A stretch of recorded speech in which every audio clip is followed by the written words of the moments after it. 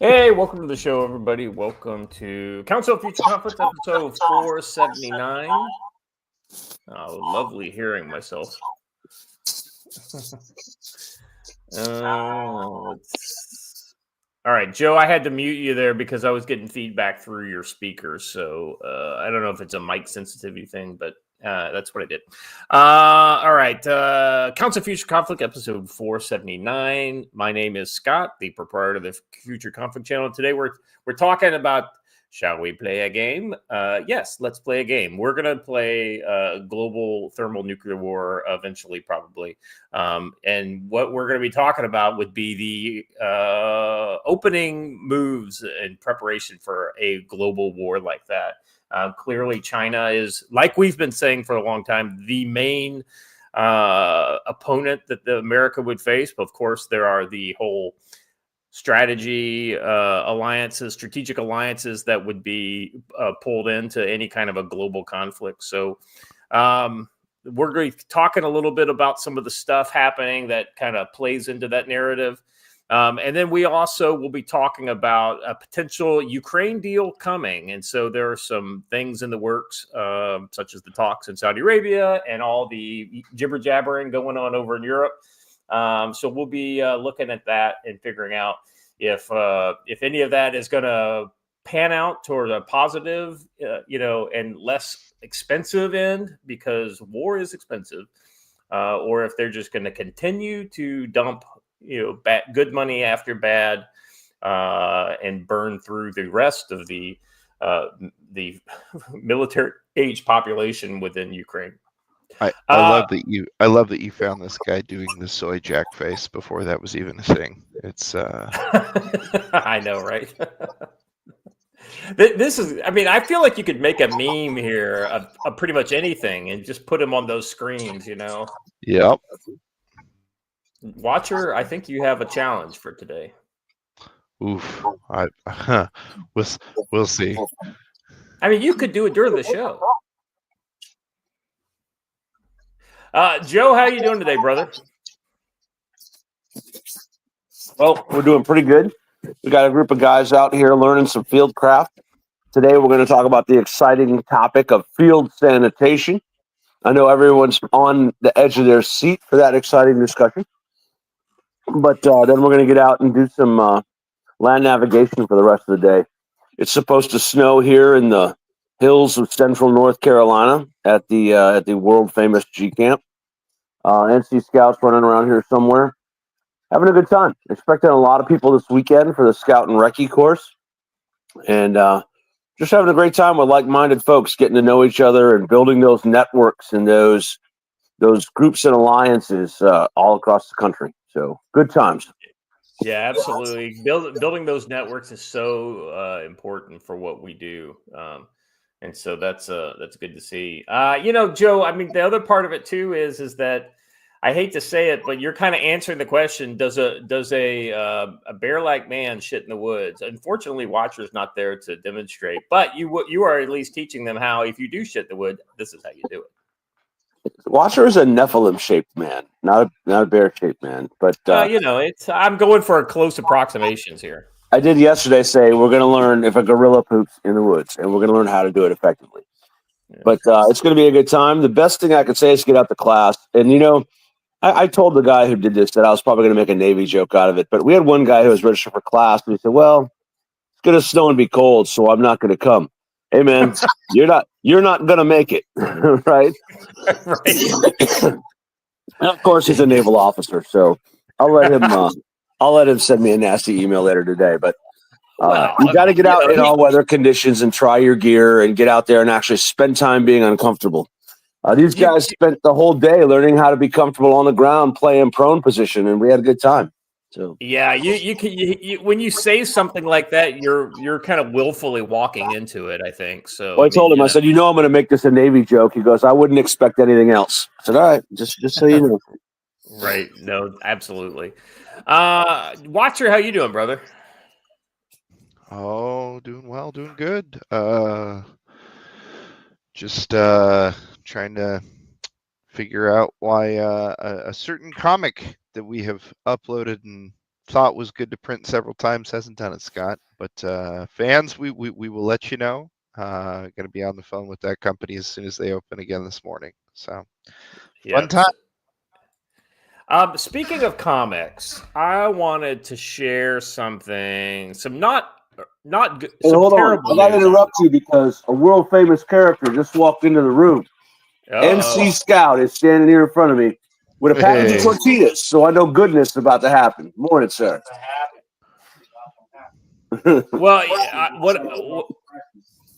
what I want to know is Kadyrov have his own Cybertruck there at the G camp, and is it working?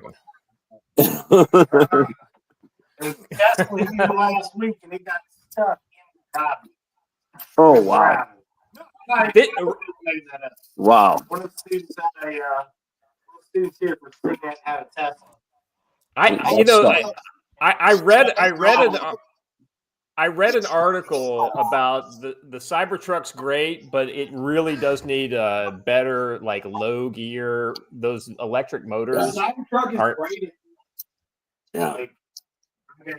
Modify that statement. What is it great at? Tell them to come closer to the microphone, Joe. What is the Cybertruck great at? I don't know. I don't have one. we need to define some terms here. Great. I mean, when it looks, I haven't seen where it's great at anything other than catching on fire. maybe stopping 9mm. I don't know. It stops 9mm, doesn't it? No. So one guy tried it and put a hole in his car. Put a hole in it. It was like. That's classic. That is classic. Well, Matt, it's good to hear you, brother. It's been too long. I hope you're able to kind of dip in and out. I know you got class and stuff, so we appreciate your time, brother. Yeah. Hey, I'd also be remiss if I didn't mention that Hunch is running around here somewhere, and Laura Cox dropped off some monster to me last night, so that was pretty awesome of her. So good stuff. All right, so here's my bad news for the chat. This is a bummer. So many of you, especially if you've been a member of the chat for from the beginning, right? You might remember Zevius, right? Zevius, better known as Chris. Better known as Zevius, but his real name is Chris. He did a lot of art for me on both the Doorkickers campaign, and he also did a poster for the recent Landed Sea. And we had lots of plans for him to kind of work on the next book. He also designed the logo for the show, the Red's laughing skull design. Well, Zevius lost his fight with cancer recently, and he has passed. So it's kind of like a real kick in the nutsack earlier. I think it was Friday when I heard about this. So it was not awesome.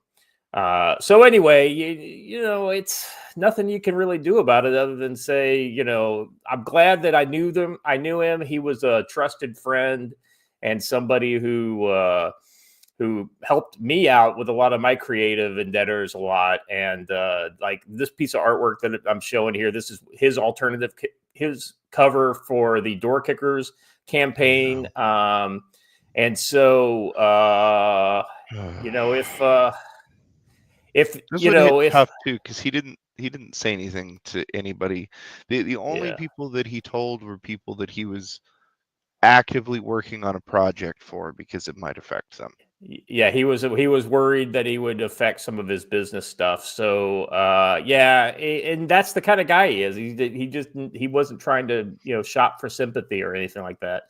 I think a lot of us are probably like that, but you know, Chris was not a he was not a military guy. He was not, you know, this guy spent more time in a stormtrooper costume, for Christ's sake, as like a 501st Legion guy than you know. And so it's just sad to see somebody with that much talent go. A truly excellent human being, though, in every interaction I ever had. Yeah, with him. really nice guy. Really nice guy. Yeah, I almost got the provided opportunity us a lot of on the ground reporting during the truck protests. He sure Exactly right. Yeah. A lot of and he was a legitimate, you know, American, you know, I hate to say he's a Canadian, but he was like a legitimate, He's like a dual MAGA citizen. style conservative. Yeah, he was a really good dude. And I'll tell you, very few people have I almost had to smuggle out of Canada, and I count Chris among those people. Yeah. Anyway, I would just recommend hit up his you know his X feed. Check out some of his artwork. He was a very talented artist. And you know, maybe just, you know, if you have something nice to say or something like that, feel free. At least that's a public place where you can kind of leave a, you know, something. You know, his family will probably see it. So I'm sure it'll mean something to them. So anyway, I didn't mean to bring the show down, but I wanted to get that out of the way before we move on to even more depressing stuff. Sorry. Let's jump right into it, shall we? Because, you know, I mean, things that could potentially get people into a war. Let's try satellite imagery reveals 7 new Israeli army outposts in Syria. The Golan Heights was not high enough. As you can see, this is a satellite imagery here of an Israeli camp on some high ground, looking into kind of the plains around Damascus. You know, Joe, Damascus is like, I mean, these mountains are literally 20 miles away from Damascus, so they can see quite a ways into Syria. I can't imagine that the new government is super happy about this. Well, there's really not much that the new government, also known as Al Qaeda, can actually do about it. Exactly right. Let's just kind of jump into this one a little bit here. Israeli army has set up 7 new military outposts in southern Syria. Satellite imagery showed on 18 February revealed the new military sites were established in Mount Hermon, Hadir. I don't want to go through all those names. They aim to serve as operational hubs for troops in Syria as part of the reorganization of the Israeli presence in the south of the country. I think Israel is here to stay, but it doesn't look like they're trying to essentially grab territory. This is pretty, if you know, Joe, this area is fairly uninhabited. You know, it's pretty sparse, and it's mountainous too. You know, so I'd be interested to see, you know, what the long-term plans of Israel are. It's also inhabited by people I don't care about, so I don't really care Right. Well, I mean, there's some Druze in that area, which, you know, I'm sure the Druze are happy to have Israeli bases nearby. That increases their security. They have obviously learned from the lesson of Dien Bien Phu and are putting their bases on top of the high ground, not below the high ground. So that's good to see. The sites include living quarters, command centers, clinics, bathrooms, and showers. Israeli occupation forces swept across southern Syria after the fall of President Bashar al-Assad's government. In December last year, moving past the demilitarized zone and expanding their decades-long illegal occupation of the country. In fairness, this is one of those kind of things where illegal to who? If you say the International Criminal Court or whatever, ICC or whatever, yeah, okay. But what are they going to do about it? How many divisions of the ICC have that they could come in and police up this? They have none. So that's the kind of bullshit statement that doesn't matter. Facing harsh and uninhabitable conditions, Tel Aviv's forces began setting up infrastructure to allow a prolonged stay. Earlier this month, Israeli Army radio reported that occupation forces have discreetly established a security zone within the Syria territory, with 9 permanent sites already under advanced construction. 3 army brigades currently operate in Syrian territory, an increase from 1.5 battalions stationed in the occupied Golan Heights before 7 October 23. The Army radio added. So, I mean, Joe, 3 brigades is a division essentially. That's not nothing. It's not. That's a lot of troops. But if anyone is surprised, though, by the Israelis making a land grab when the opportunity presented itself, I really don't know what to tell you. I know, right? But you know what's Joe? What's funny is that low tech, goat herders, may be thin on the ground in this area, because this is not the kind of area that people say, "Oh, that's a lush, rocky mountain. I'm going to go live on that." But guess what? I bet the Israelis can figure out a way to live up there, and probably even grow crops and drill down and get water, and all. Next thing you know, they're going to have like a mall up there or something like that. Or a music festival, if you know, Or a you know. music festival. That's true. Hundreds of Israeli airstrikes have also destroyed former Syrian army air and naval bases, as well as aircraft, air defense systems, and missile stores. The IDF will remain at the summit of Hermon and the security zone indefinitely to ensure the security of the communities of the Golan Heights and the north, and all residents of Israel. Israeli defense minister said late last month during a visit to the occupied territory. So Joe, this is one of the things that, like, I think that this makes sense from the standpoint that I think Israel has a legitimate interest to be here.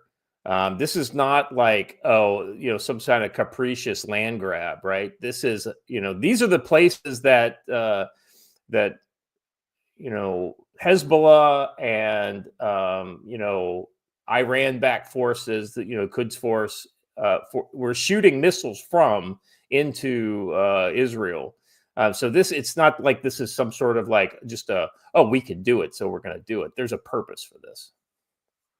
Yeah, it's not like some countries who just randomly grab the oil-producing and oil-rich areas and hold on to them despite no international authority. I wonder who would do that. I can't imagine anybody, Joe. That sounds like just terrible plan. Yet America did it anyway. All right. Any final thoughts, gentlemen? Fuck yeah. All right.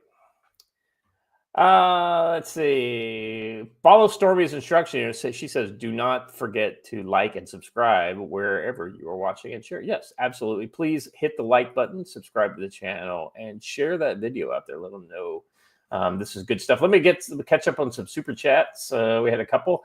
Lance Corporal Veteran for $2 said, so I guess Odessa is off the menu. No, Russia would love to have Odessa. The question is Russia able to get Odessa before basically the music stops in musical chairs? And if I had to be a betting man at this point, I would say no. But it's not over till the fat lady sings.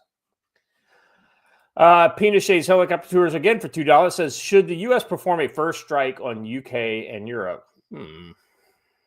I mean, isn't UK probably a Al Qaeda and ISIS stronghold at this point now? I'm just saying. I mean, we The attacked answer is yes, because the UK could use some American-style liberation, and it's best done at the barrel of a gun. Yeah, I get the feeling, Joe, that a lot of people, if we went to liberate the UK, we would get a lot of takers. I'm already forming a squad. Patrick 7, member for 17 months, says, Joe, you want to borrow my hitch seat for the latrine class?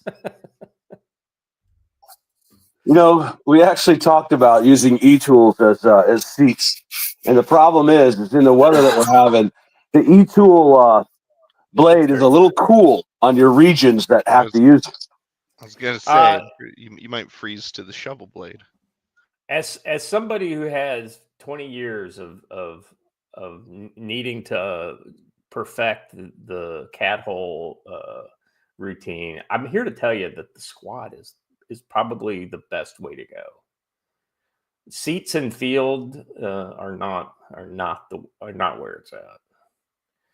Now, if you're talking, that you would have thought the best strategy was to become an officer where they tow latrines around for you, but I wouldn't know that. Well, that must be a unique Marine officer thing, because they didn't do that for us in any of the places I ever went. Well, most of the officers that I was assigned to were naval officers, so. Well, you know, that's there is a special type of obtuseness that comes with naval officers. You know, God love them. You know, we need them, but at the same time, that doesn't mean they're the greatest people. Is a strong word. You know, L. Ron Hubbard was a naval officer. Just gonna toss that out there. It is ironic that the Scientology's military force is called the Sea Organization. Peter Shade's Helicopter Tours for $2 says, sorry for your loss. Sounds like he was a patriot. Yeah, I tell you, man, Chris was a good dude. You know, he wasn't a fire breather, but he was like just a legitimate guy who would be there for you. And he was very interested. He said he couldn't count how many times he would sit there drawing, listening to our show, because we were always kind of like hitting on stuff that he was interested in, but he just never heard anywhere else in the news. So he's like, I was glad one of my friends came up with exactly the kind of show I want to listen to. Well, as long as we're talking about him, I'll tell you the other place that Chris really affected the way that I think about AI art. I hear a lot of lower tier artists and people getting very aggrieved about AI art and won't participate in any projects that have AI art in them. But Chris was very like that's ridiculous. It would be like saying that it would be like 20 years ago saying, oh, I'm not gonna watch any thing that was edited in a computer graphics editor. Right. It was never something like he never took AI art and used it for his stuff, but he knew that it had its proper place. Like he'd use it for working with clients to do like quick, rapid prototyping before he actually started a project and that kind of thing. And Chris was phenomenal, just legitimately top tier. Yeah, he was just an all around good dude, and if like I said, if you want, I think if you want to buy some of his art, Land and Sea is still available, and everybody who gets who purchases Land and Sea will get one of his posters. So that will be actually I have 2 versions of that poster. I should print both versions now, just because it's right. It's kind of right to get every bit of his artwork out there. I think you're right. I'll ask the printer about getting another run. Did you have both of the copies, right? There's like a Yeah. cool version and a warm version. Yeah, I have the digital of everything. Yep. All right, good deal. All right, let's jump right back into it, shall we, gentlemen? On this program, we don't always talk about the fighting. Sometimes we talk about the things that starts the fighting, right? Shocking headline. Racists suggest that an ethno-state is the way to go. Who would have thought it? Joe, could you believe this? I mean, this is one of the most shocking things that I've ever Trevor Noah suggests integration of black and white people was a mistake. I mean, this just kind of gives you an insight to the, like the mindset of these people that are kind of powering the left-wing opposition. Let's see. Trevor Noah suggested that integration in America was a mistake. He said that he found himself wondering whether or not integration was the right move, particularly in the context of schooling, referring to the 1960s civil rights era and the end of segregation. Now, the irony is he's not wrong, but he's wrong. He's wrong on the principles, but he's not wrong in the era, right? So the new society, President Johnson's new society, basically paid to the African American family, which had lower divorce rates in the early 60s and the late 50s than white families did, and basically, chained urban poor which the African American community was largely comprised of, to the welfare state that was centered around urban areas. The comedian made it clear that he thought racism brought about by segregation was a bad thing. Okay, you gotta say I'm not a racist, and that people shouldn't have been punished for their skin color in terms of being discriminated against in society. Well, that's great. You just saying that they shouldn't have been, something bad shouldn't have happened to them, is just not what I would call insight.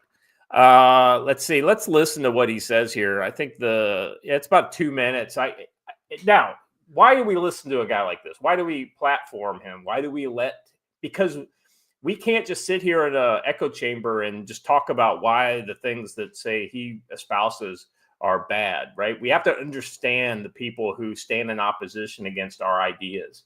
And so I thought this was a good one. We haven't done something like this in a little while, so I thought this was a good one. So let's go ahead and play.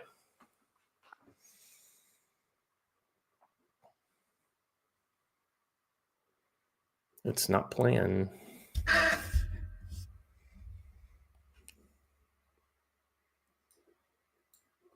Watcher, is it playing for you? Sorry, I didn't realize my mic was on. I was fixing an audio issue. Hopefully it'll work now. I found myself wondering, and this applies to America, and then maybe it'll go to other places in a different way because Finland ties in. Do you think that integration was the right move? And now I'm separating two things, because I know in America people are like, well, of course, I mean, there was racism and there's segregation, and I go, yeah, no, I'm separating them. Let's separate someone being oppressed and someone not being able to get a job and someone not being able to get a bank loan. Let's take all of those, the negative things away, because I'll put myself out personally and say, I think whether we're talking about gifted kids who are anomalous, let's say, to the norm, whether we are talking about, and I mean anything that does not fit into a category, I think the part of the reason Finland is able to do it is because, have you been to Finland? It's very homogeneous. I've been to Finland. You know who's in Finland? Finnish people. That's it. And because they're all Finnish, there's an idea of like, no, we all head in the same direction. We all know what our actions mean. And that's a really powerful thing I've learned in communicating with other people. When I'm in a room with anyone where we start to tie together multiple things. So if I'm in a room with Black people, already there's like an implicit trust because we know what certain actions, words, and vibes mean. And then you're in a room with another African. Already. Now, even if you shout at me, I know what your shout means. The same way an Italian knows what an Italian shout means. Yeah. Right? I know I'm prefacing it with a lot because it's a loaded question. Let's pause here. I would love to know if you think. So let me first of all say, if you're shocked that Trevor Noah is a racist, I can't help you. Right. And this is the irony of a guy from South Africa saying, hey, maybe integration was a bad idea. South Africa, of all places, where they're attempting to exterminate, and I'm not exaggerating here, right? They're attempting to exterminate an entire race of people.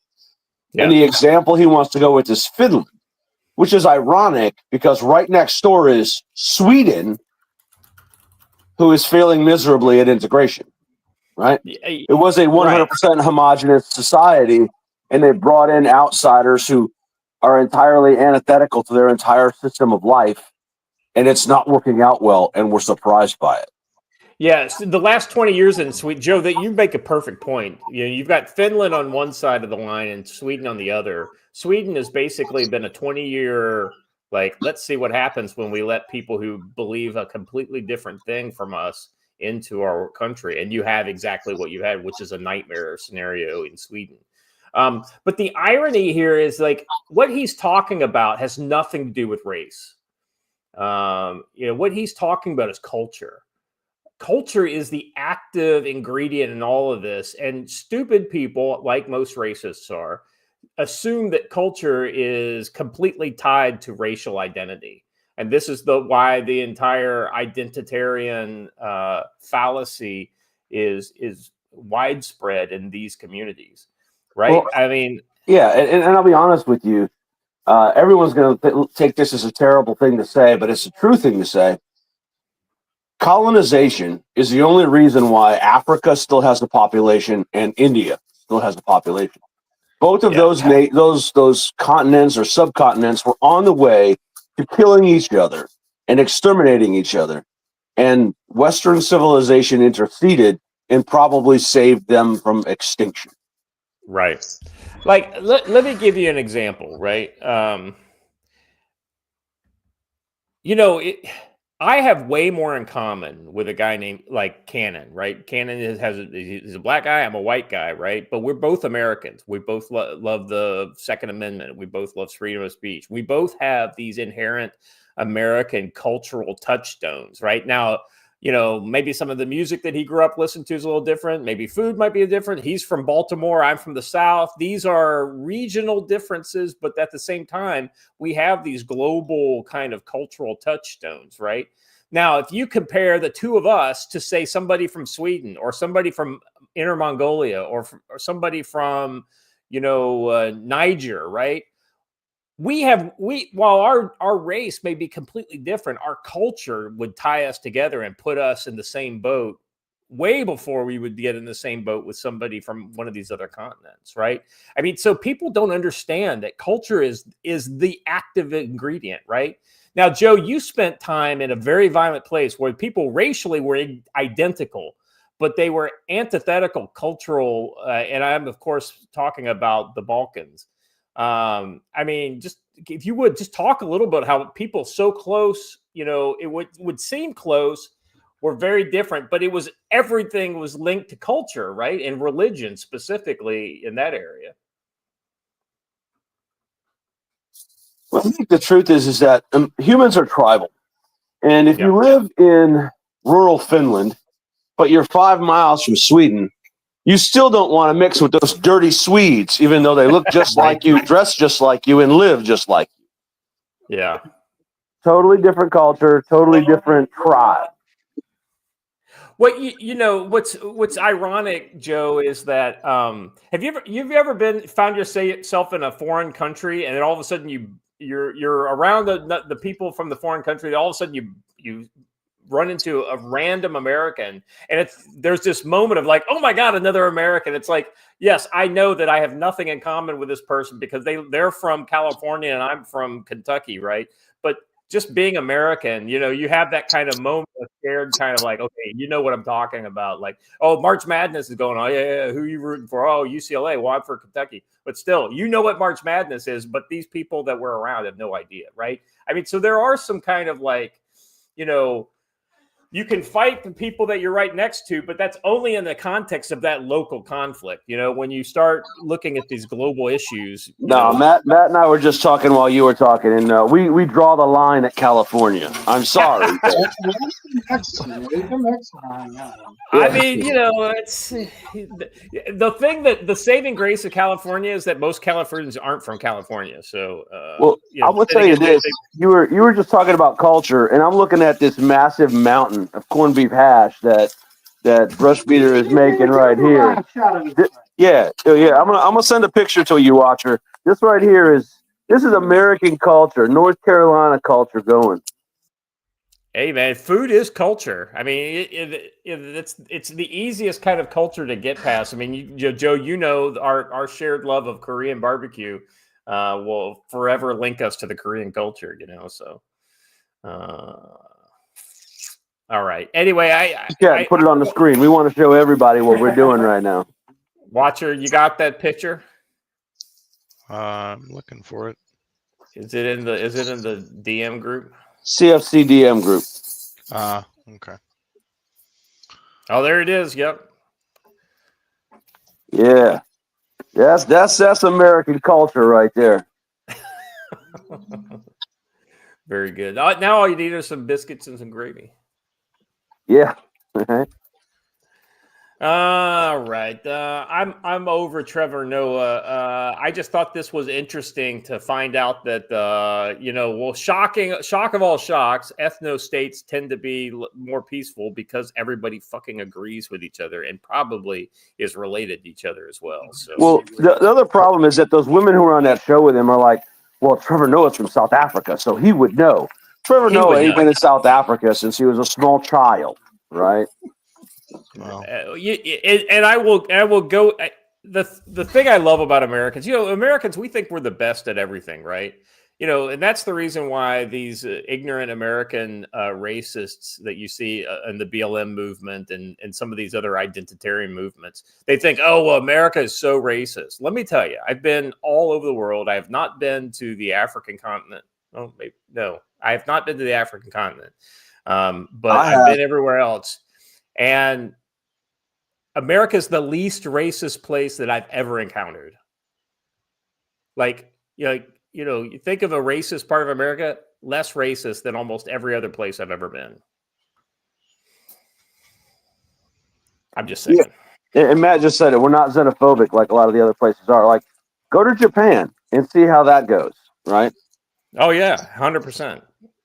I mean, sure, yeah, you're going to find some Japanese people who love you, but that's you pass 100 to find one that loves you, because the other 100 don't want anything to do with you. I will say horseshoe theory takes another W. But. Right. Speaking of W's,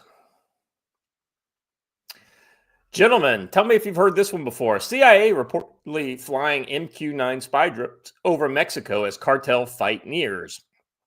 Wow, this is almost like we have begun the intelligence collection phase of, we're like in phase 0 operations right now against the cartel. People kind of think, oh, well, we're just going to go in like we did with JSOC in Pakistan in 2009, 2010. Well, I will remind you that we had 8 years of basically free overflight of the entire eastern portion of Pakistan when we did that. And so what they're doing now is they are beginning the intelligence preparation of the battlefield for whatever we choose to do in the future. Just based on headlines, Joe, any thoughts on this? If Matt's got any thoughts on this, I'd be interested in that as well. Yeah, well, I think that, you mentioned the Pakistan thing. We also had an awful lot of boots on the ground there that may have been unofficial, but they were still on the ground and in that region. And so until I hear, though, that these Reapers are blowing up convoys, I'm not that excited about it because I'm pretty sure we've been flying drones along that border for a long time as part of the border protection operation anyway. Now you got any? Yeah, it's a thing to watch. The thing to watch is China. China's got a heavy investment with Sinaloa. Yeah. So, and CNJG as well, but not to the degree that they've had historically investments with Sinaloa. Watch what China does. That in the city of Mexicali, which is now almost 100% Chinese. One of the things that I think is of note, and I think this will be telling. Wait, do it again. China. Let's watch and see what China does. We have too much. Go ahead, Scott. Yeah, I'm sorry. No, I was going to say that when we start seeing the appearance of Chinese, SAMs, short range SAM systems and things like that, just popping up on random hilltops in, Sinaloa, I think that's when we know that China's making their move to begin the proxy war in Mexico. just like what we did with against Russia in Ukraine, I think you're going to find especially if we start dropping drone strikes on places in Mexico, they're going to go to the hills just like the Chechen rebels did, and they're going to call on their Chinese allies, and we're going to see our proxy war, not only in Mexico, but they have no fear of carrying their fight to their agents that are already within the borders of the U.S. So this can get very kinetic very quickly.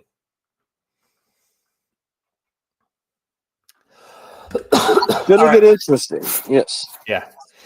So let me read a little bit of this story here. U.S. Air Force spy planes have recently conducted SIGINT operations along the U.S.-Mexico border, while Green Berets from the 7th Special Forces Group have been deployed to a naval facility in a Mexico port city on the Gulf of Mexico for what's described as a training mission. These developments offer a clearer picture of President Trump's emerging strategy to combat the cartels, which have been recently designated as foreign terrorist organizations. The CIA, operating under the Trump administration, has secretly deploying unarmed, at the moment, MQ-9 Reaper drones over region of Mexico. So they're actually overflying Mexico, conducting mostly SIGINT, but also getting FMV, full motion video. No, they're building patterns of life is what they're doing. They're looking at what road movement looks like, looking at all that stuff. Yep, they're building target packages. Is exactly what they're doing. They're shedding on lights on what's happening in the cloak of darkness in preparation to disrupt and dismantle the cartels. Let's see, this could lay the groundwork for direct U.S. strikes against cartels and their drug labs in Mexico. The CIA has flown surveillance drones to hunt cartels inside Mexico before. We've some very, very dark parts of the U.S. military special operations apparatus have been involved going back to the 70s. For instance, the ISA was instrumental in taking down and killing Pablo Escobar in Colombia. So this is not new ground for JSOC and organizations like that. Let's see, more recent. One of the studies and observation group, because this is exactly how it started too. Yeah, exactly right. Recent flights were communicated to Congress by the Trump administration using particular notification reserved for updating covert operations, suggesting that these flights represent a distinct escalation. CIA spokesperson said countering drug cartels in Mexico and regionally is a priority of the CIA as part of the Trump administration's broader efforts to end the grave threat from narco trafficking.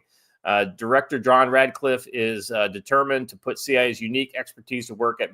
So this is literally the kind of job the CIA was built for, and the kind of diversity that I'm interested in seeing in the CIA is: can you speak Spanish, motherfucker? No. All right, you're not. That's not the right kind of diversity. I mean, literally, if diversity is not directly tied to a skill that brings us more secure, then it's not worth happening. And unfortunately, the CIA is rife with the corruption of the last 4 years, and even go back to the Obama administration. You're saying we don't need Bantu dance interpreters in the CIA?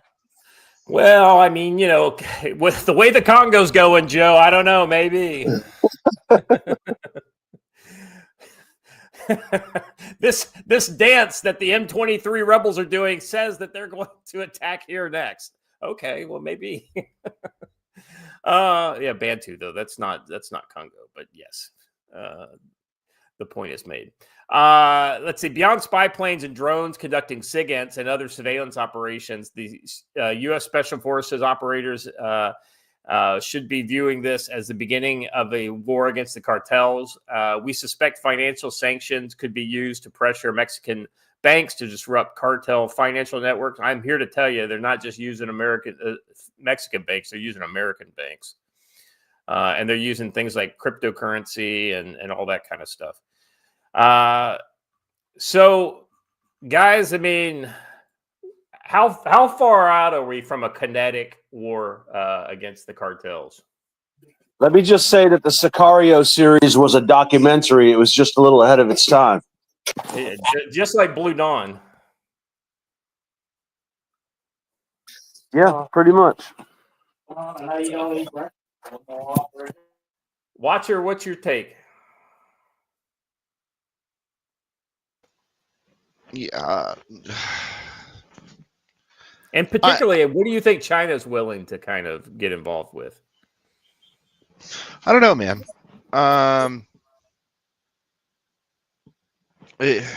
That's a very interesting question. I think China views the assets that they've invested in to try and harm us, like the Sinaloa cartel, is largely disposable. So I don't think that.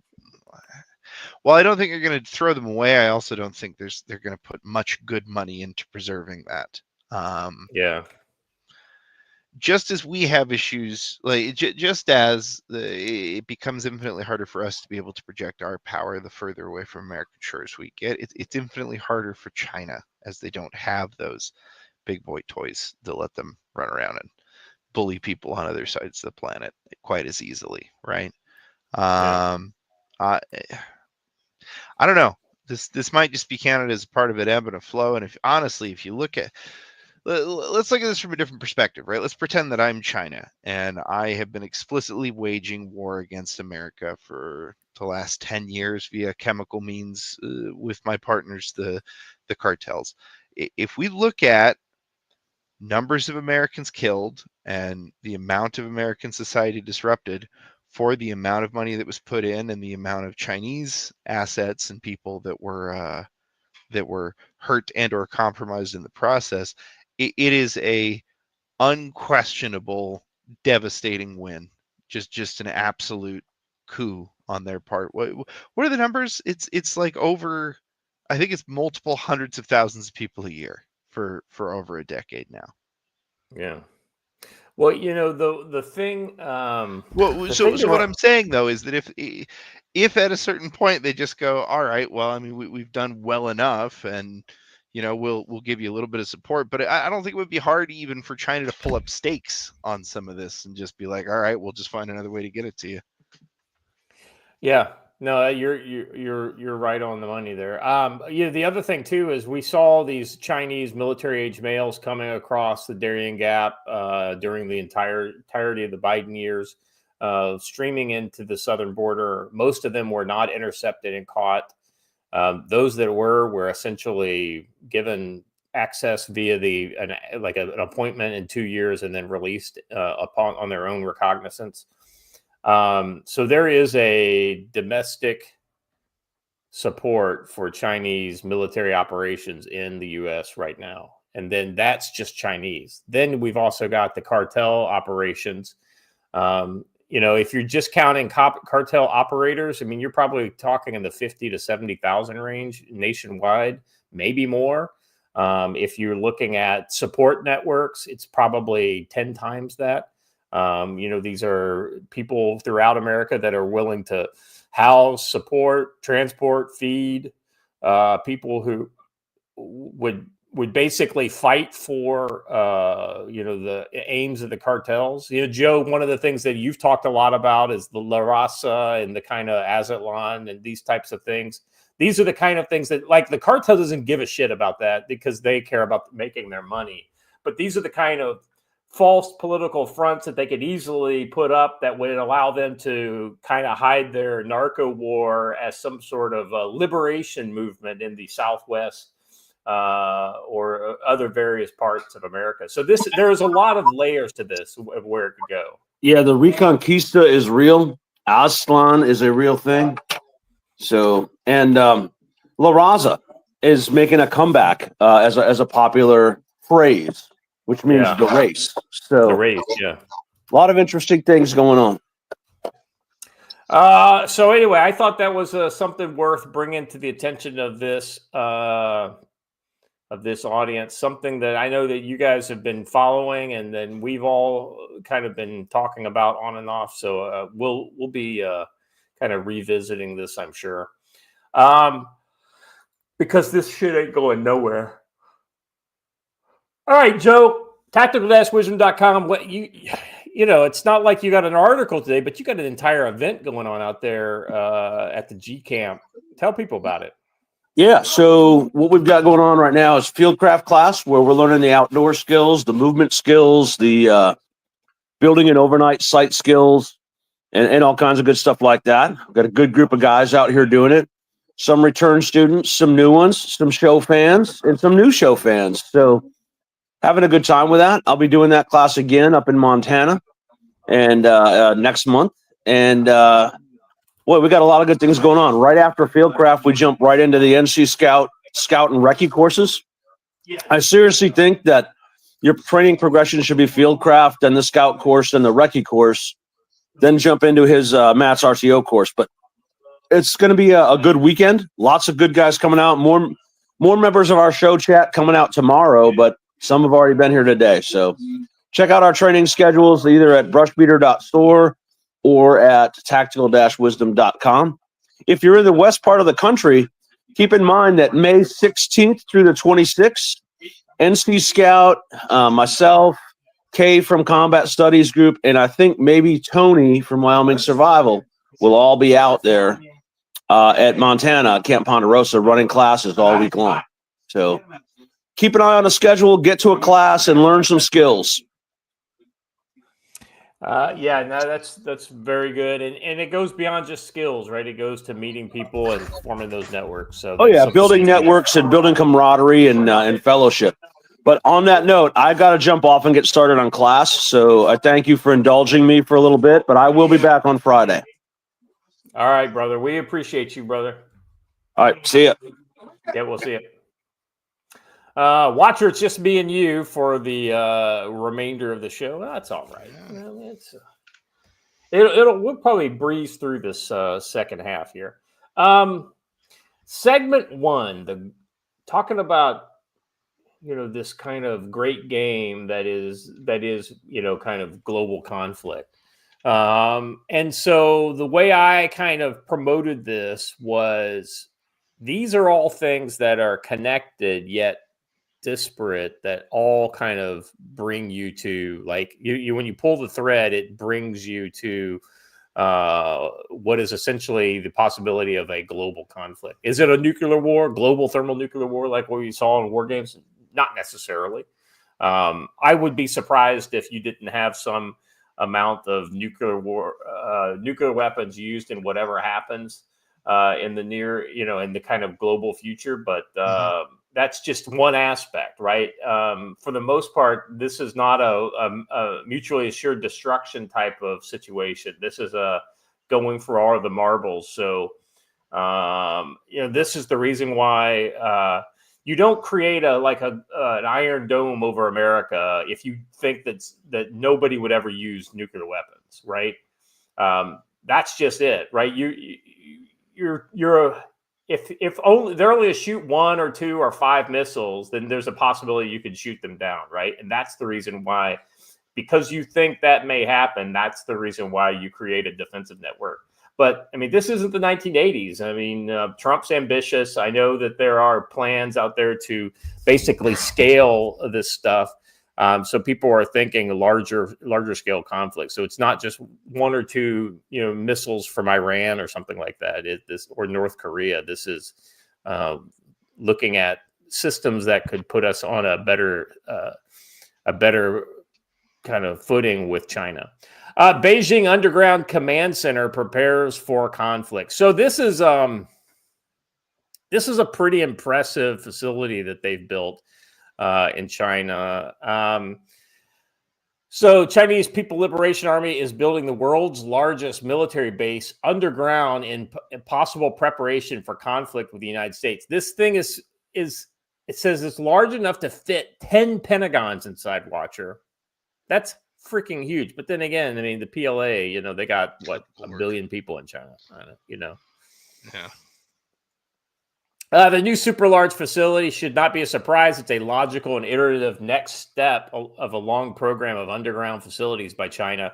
The command center is in the western outskirts of the capital city of Beijing. So this is not just a military base. So this is one of those continuity of government kind of bases, right? This is designed. Yeah, right. That's exactly right. This is their Raven Rock. This is the kind of the CCP. You can't just put the functionaries in there. You have to put the families in there too, right? And so So this is a. Yeah, this go is ahead. new. Yeah. What did China? What was their plan during the Cold War? Well, you got to remember, China never had a lot of nuclear weapons, right? They were never a big. So you build these kind of things because you're worried about the weapons that are going to get used against you, right? Right. So because they never had a big nuclear target on their back during the Cold War, because they just didn't have a very large nuclear arsenal, they didn't have the need for this type of thing. I mean, they had so many disparate kind of command scissors spread all over the country. They didn't need this. They weren't a target. MacArthur literally talked about turning northern China into a glowing sea of cobalt. Yeah, MacArthur said that, not the president, right? I mean, this was, they were, that was, and you got to remember, that was the kind of the heat of battle, right? The human body wave attacks and all that kind of stuff.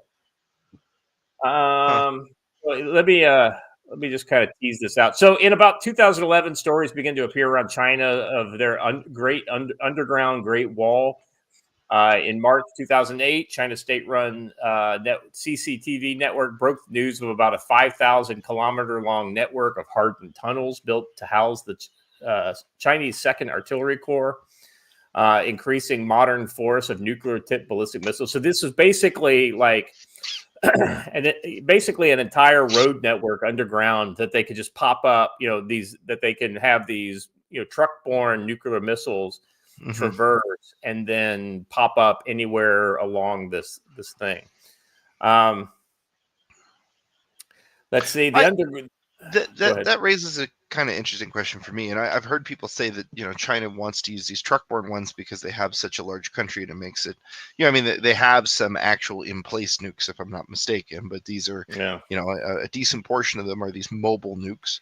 Why don't we have those? We have a very similar geographic conundrum that caused China to settle on mobile nukes. Well, so we've got our nuclear triad is based on 3 types of systems, right?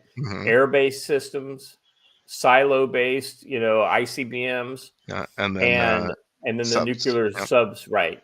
And with the boomers out there, we don't need these as much, right? And you got to remember, like, while these weapons are capable, they're not the same. They don't have the same capability as like a fully in place silo based system. Well, yeah, it's not going to be near as big for sure. It's going to take longer to fuel. It's going to, and we just had a different doctrine, like a different nuclear doctrine than what the Russians had. Oh, excuse me. All right. Great Underground Wall Underground Great Wall is an interesting.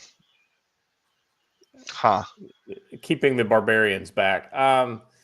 So the new command center in Beijing is described by online media as a command and control center for the PLA in wartime. The report notes that the site's sheer scale, combined with its underground elements, points to a design built for survival. Experts believe that the complex will feature a series of underground nodes, perhaps even a hidden subway system. Surprise. It's that big. It has a subway system. Come on.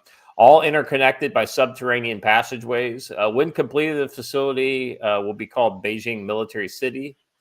It's being dubbed that, Beijing Military City.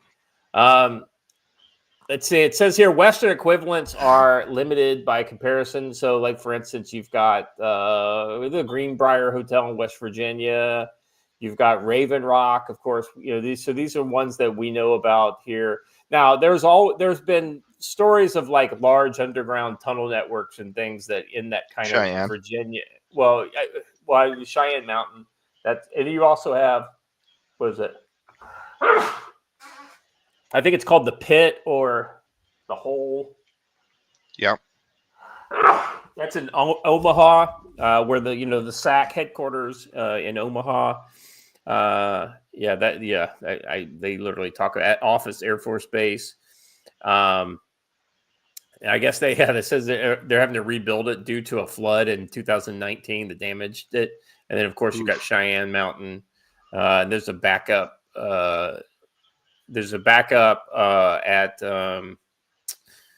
At Peterson Air Force Base. So anyway, we've got these facilities, but they're distributed and they're smaller, right? There was talk of a tunnel network around the DC area into Virginia and into, I think, Maryland and some of these areas. But I don't know if any of that shit's true. It sounds cool, but I don't buy it. Yeah, Mount Weather.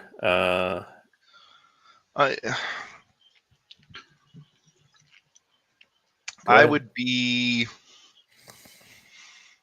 interested to look into what. My brain goes in a lot of different directions here. My first thought is, man, it would be interesting to get a look at what an updated modern version of one of these looks like, or at least what they're planning on including in it, right? Because when we built some of these that we're talking about was way back in the 60s, 50s, 60s, 70s. So a lot of that, even nowadays, I hear that they have issues retrofitting it because it is A, so far underground, and B, everything was built as part of a singular system when it was built. And so to tear individual pieces out and rewire stuff is often just an absolute nightmare. There are places like that are inaccessible, so you can't get to them to run the wires again anymore.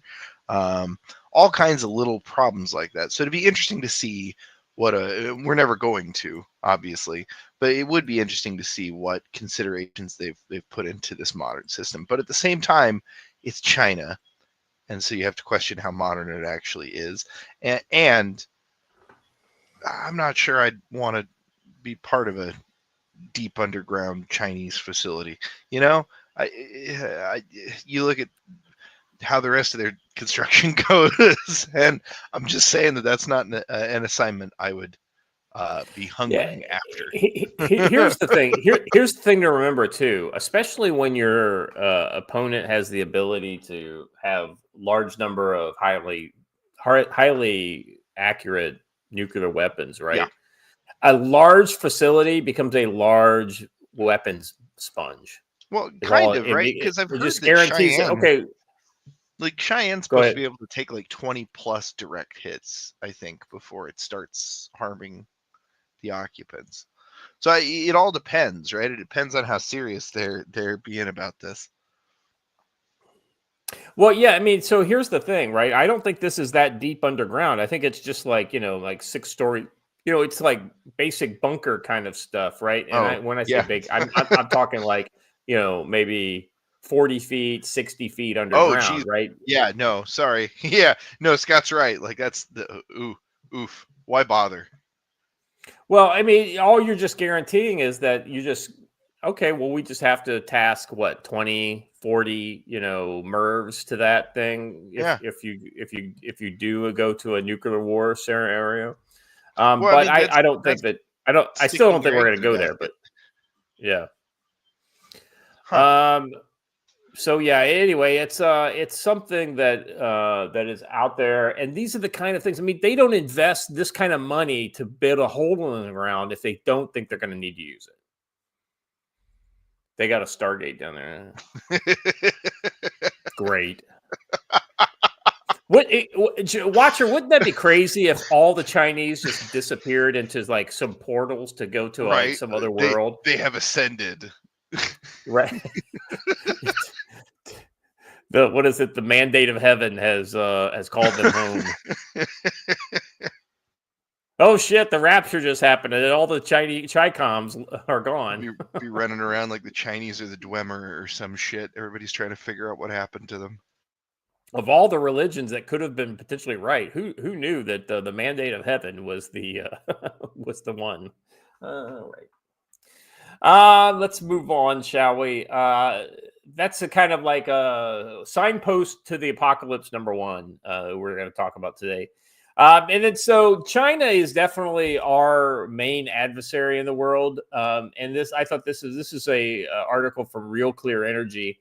In dealing with China, Trump may have a trick up his sleeve.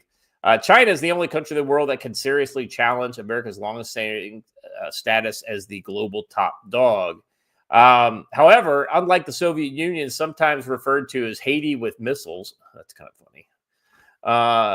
China is an economic powerhouse. China has roughly 9 times as many engineers as the U.S., and perhaps as many as 15 times as many science and technology graduates. They are, however, things that Trump and his team can do, and in some cases are already doing, that can turn the table on Beijing. Beijing was quick to realize the importance of gaining control of both mining and processing of rare earth and other critical materials, which it had done, and this is something we've talked about quite a bit. And so one of the things that they did, Beijing, to meet its own energy needs, built hundreds of coal-fired power plants, abandoning, oil and other fossil fuels like that, imported fossil fuels, which the U.S. has in abundance, and embracing green energy. And so this means solar panels, it means windmills, it means battery backups, this type of thing. The supply chain, which is largely controlled by China, which would benefit only one country. And for a while, China's bet looked to be paying off. But China's dominance of such sectors as EVs, batteries, and power EVs, and it makes the Middle Kingdom vulnerable to Trump's new renewed embrace of American energy dominance. So I don't know if you know this, but the Unleashing America Energy executive order that he signed? Was that the one that opened the pipelines up, or? Right. But it wasn't only focused on like oil exploration, pipelines, LNG, that type of stuff, but it also had stuff dealing with kind of the less known part of that is the focus on mining and critical minerals. It instructed federal agencies to identify all regulations, policies, and orders that impose undue burdens on domestic mining and processing of non-fuel minerals, and undertake steps to revise and rescind such actions. That, my friend, is huge. If you don't have the burdensome federal regulations shutting down these rare earth, mines and refining operations within the U.S., you unleash the ability to have almost all of the rare earths that we need could be sourced within our borders. Now, China does have rich deposits. Some of these, we don't have the same rich deposits, but just we make up in quantity what we don't have in like maybe some of the rich deposits. And if we don't have it, countries like Canada, Mexico, Europe, these places that we have solid connections with do have them. Geostrategic case for promoting and mining and processing of critical minerals in the U.S. is compelling. China now produces 80 to 90% of the world's rare earth minerals. According to the U.S. Geological Survey, China only has 37% of the world's estimated reserves. Relying on China for critical minerals is obviously not smart nor safe.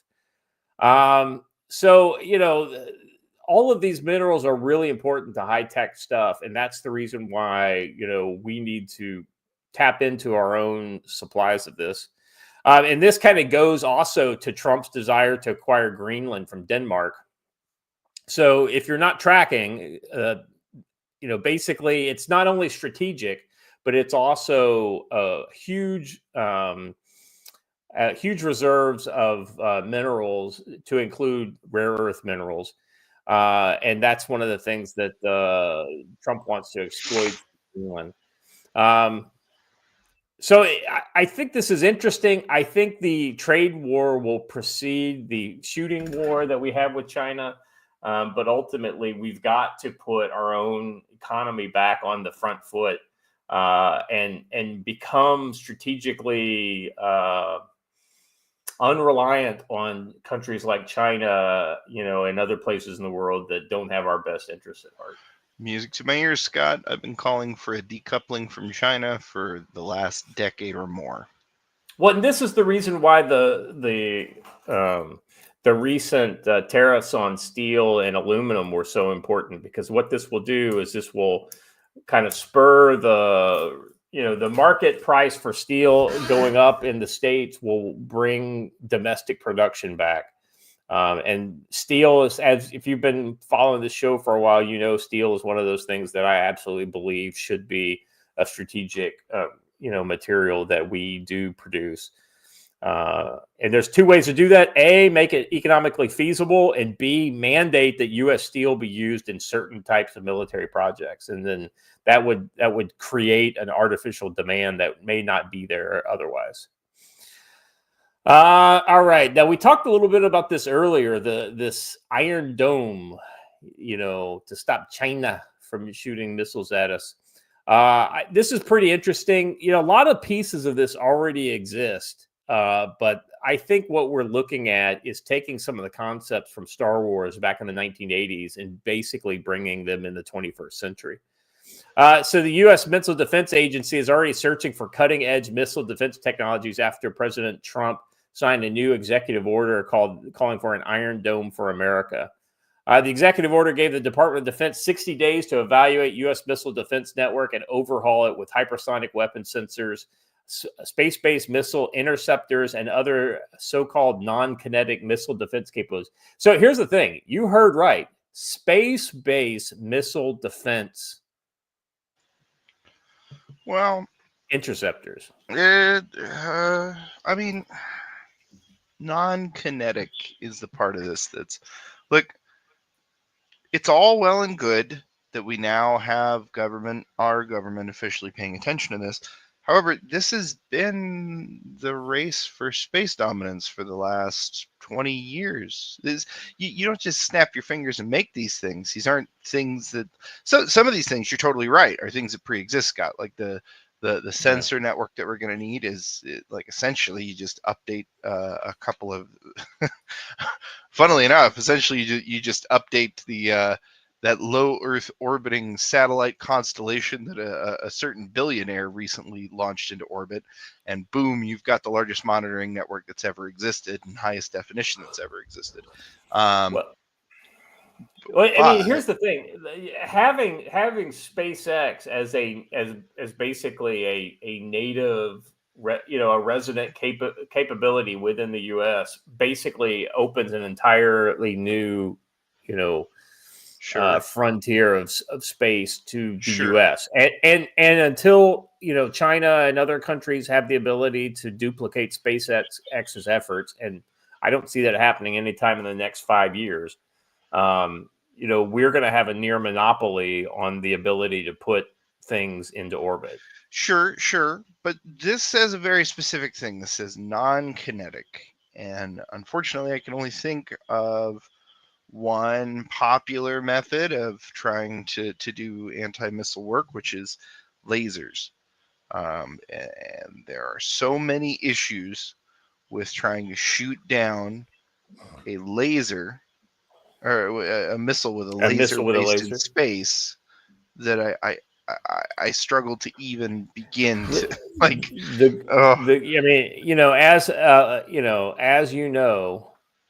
Lasers would work better though in space than they would in the atmosphere. And right now we're already already shooting down mortar shells and small missiles in the atmosphere. No, I agree with you. They would. The issue being the laser has to stay focused on exactly the same place on exactly the same target for a very long period of time, and that becomes exponentially longer the further away you are from the target.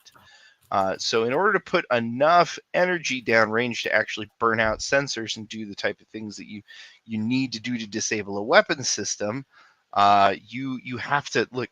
Let's put it this way: the ground-based ones that are for shooting down drones moving at like 200-300 miles an hour, those ones have trouble keeping up. We have issues having gimbals that allow those lasers to keep up. But we're now talking about two different objects that are both moving at orbital velocities past each other. Well, I think what you would see, Watcher, would be the use of geostationary, kind of high altitude geostationary laser weapon systems. Now, why is that an advantage? Well, so when you're when you're further out, the amount of gimbaling you have to do to make is much smaller. And well, if but you then can you're point a telescope at 20xing your distance, though. I know, but if you've got a powerful enough, laser, then you've got no atmospheric interference, so you don't need as much power to go as far.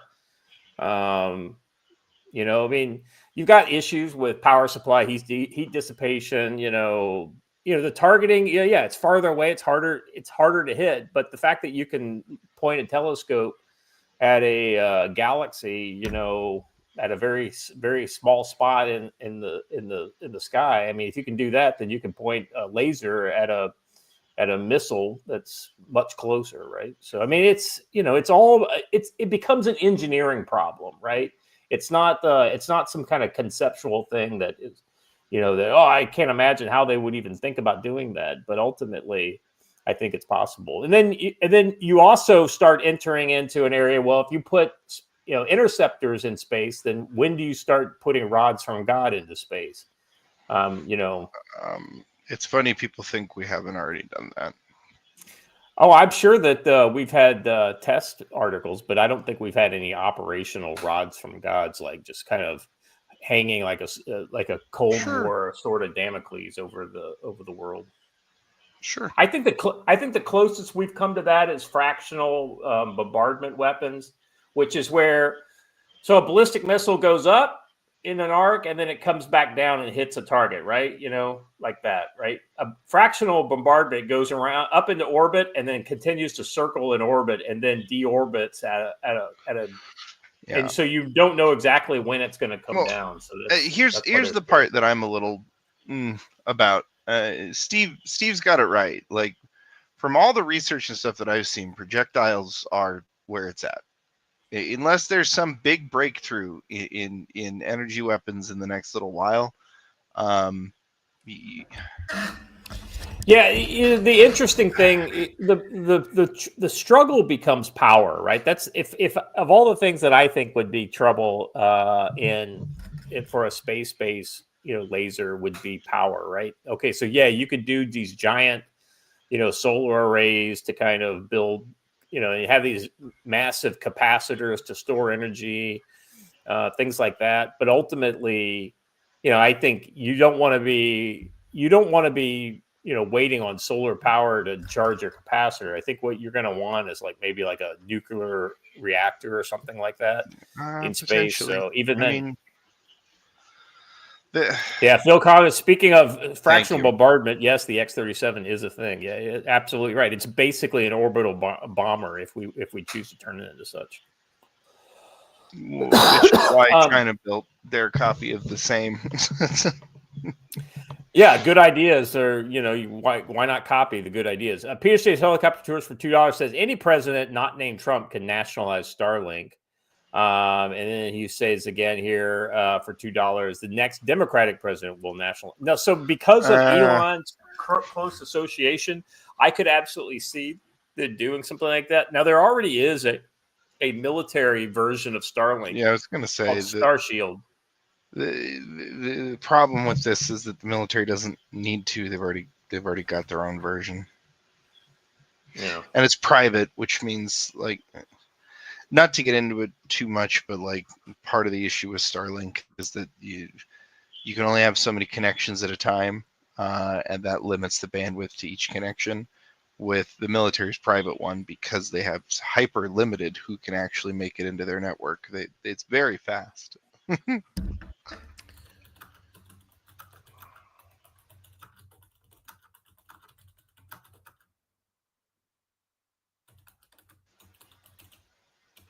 I don't know. I don't know. I'd be surprised to see just about anything nationalized in the next little while. Phil Coggins for $10. Yeah. Solar panels are the most effective choice for low Earth orbit. Yeah, for low Earth, that's right. I'm thinking of some sort of a high, if you had some sort of a high energy weapon, like a laser or something like that. Yeah, I think you would. Let's see. So you would need.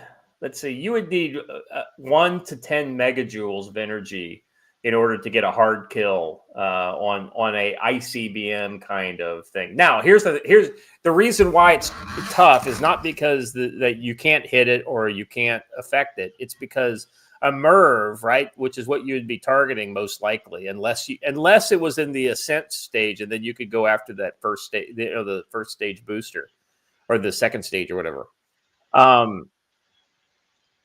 Is a MIRV is designed to Re-enter. So it has re-enter. flame So shielding. it's got heat shielding on it, which makes it would also be fairly tough for a laser, because then you would have to basically heat it up to above 6,000, 7,000 C, which is what it gets up to coming through re-entry. Yeah, and I will add, this is only for kills on current weapons, which will undoubtedly, if a counter weapon system like this were confirmed, undoubtedly weapons would then go into a retrofitting process to incorporate more of this shielding. Right.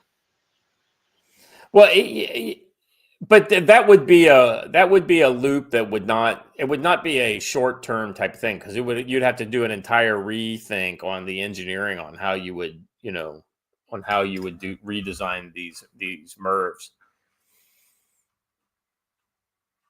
Yeah. Anyway, interesting article on Grok about this right now. Yeah. All right, let's jump into our next our final thing here. So old school strategic deterrence options are on the table for sure.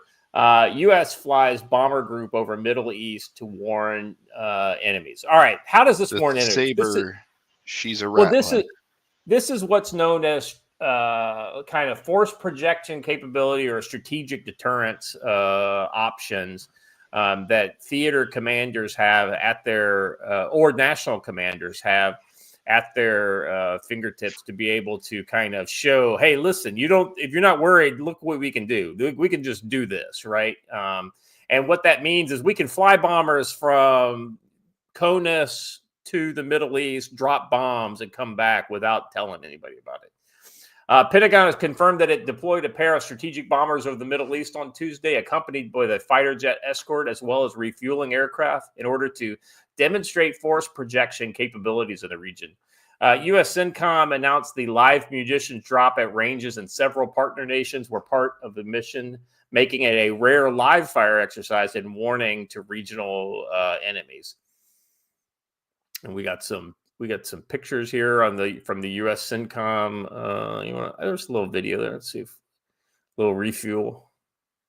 I tell you what, B-52, man, it's still hard to beat that sucker. And we're getting the new versions of the B-52 are in the work with the re-engines that will basically double the power that these aircraft have. So that's pretty impressive. And that's how baby planes are made. That's right.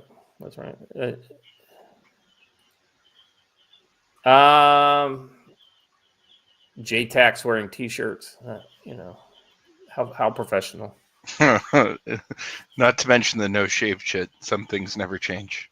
I know, right? CENTCOM further described this shows the U.S. ability to respond to any state or non-state actor seeking to broaden or escalate conflict. Tehran will no doubt see this as a threat aimed at the Islamic Republic, given Trump's recent words saying the Iranians should negotiate a new deal to end their nuclear program or else face potential American bombs. The Houthis could also come over to attack. Yes, they deserve it.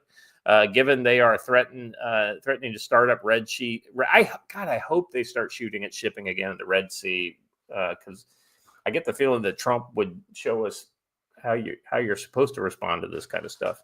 Importantly, Netanyahu declared that Israel and the U.S. should finish the job against Iran. Of course, he says that.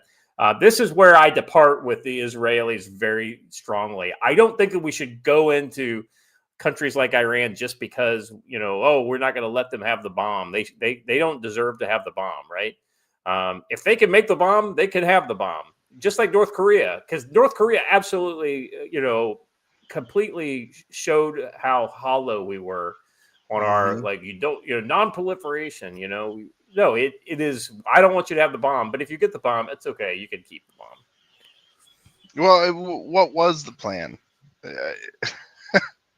I honestly, if go in if, there, right? No, It's in. Once you have the bomb, then it's almost completely impractical to take it away from them because then they Well, will no- just use the bomb. well, I don't think anybody ever thought that through well enough, right? Like they never, even in the beginning, like you go back to the talks, they never thought they could completely keep North Korea from making a bomb.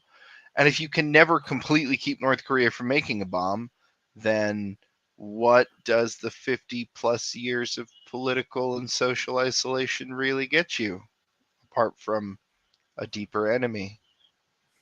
Were you showing Yeah, porn has a on bomb. screen, Watcher? Yeah, if you like your bomb, you can keep your bomb. Blur this porn, Watcher. I assume you mean the bearded Air Forceman. Let's see. But it remains that Iran's position that in broader Middle East has generally greatly weakened. Israel has essentially decimated Hezbollah's top leadership in Yeah, so Iran is absolutely not where they were this time 2 years ago. So it's a different world right now. That being said, I could absolutely see Iran going the I could absolutely see Iran going the way of North Korea and basically, going underground with their bomb production and then just kind of doing a test one day to announce that they have it. All right. Let's move on to our next topic. Ukraine's endgame. I'm so ready for this war to be over. It's not even funny. We got an AP story here. Russia and U.S. agreed to work towards ending Ukraine war in a remarkable diplomatic shift. Shocking. Russia would like to end the war. Okay, yeah. You just got to talk Zelensky into it. But I think Zelensky has made some sort of a suicide pact with his nations, his country.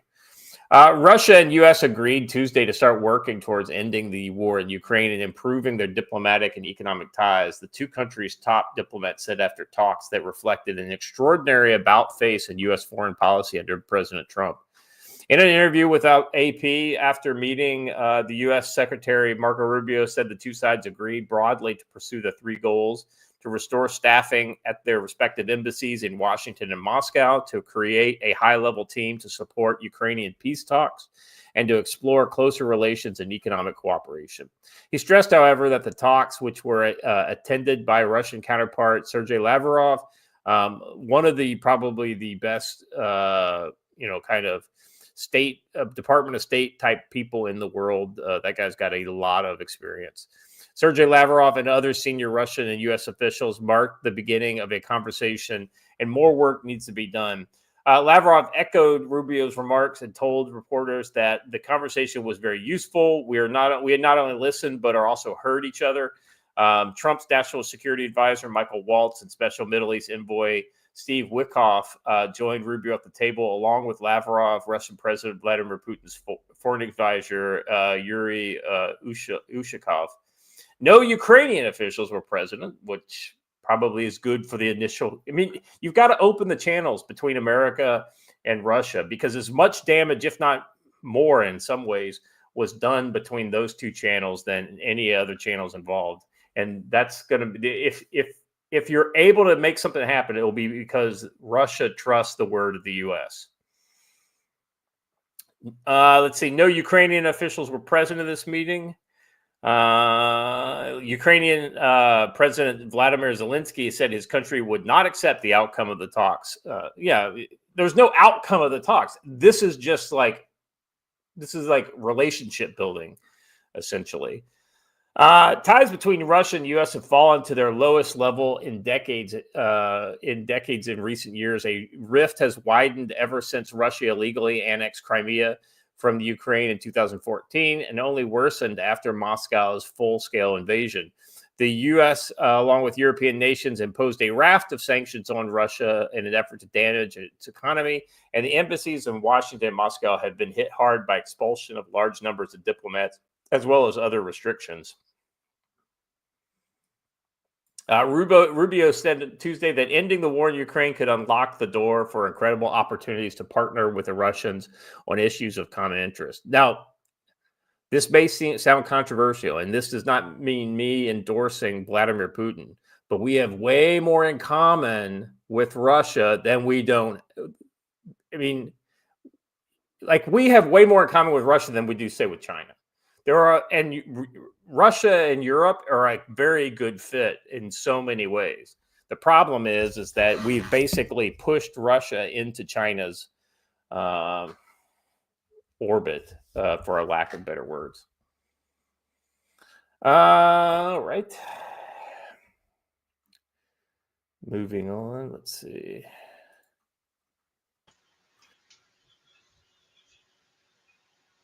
Saudi Arabia's role. This was interesting. The meeting happened in Riyadh, the capital of Saudi Arabia.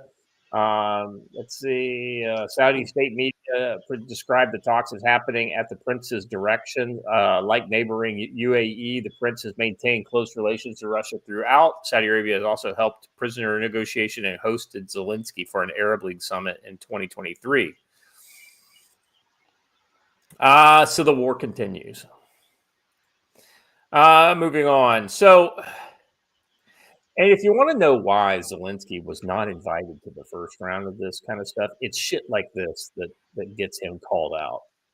Well, I think there's a link. Yeah. I've added a link. That second link is that's a new link. Yeah.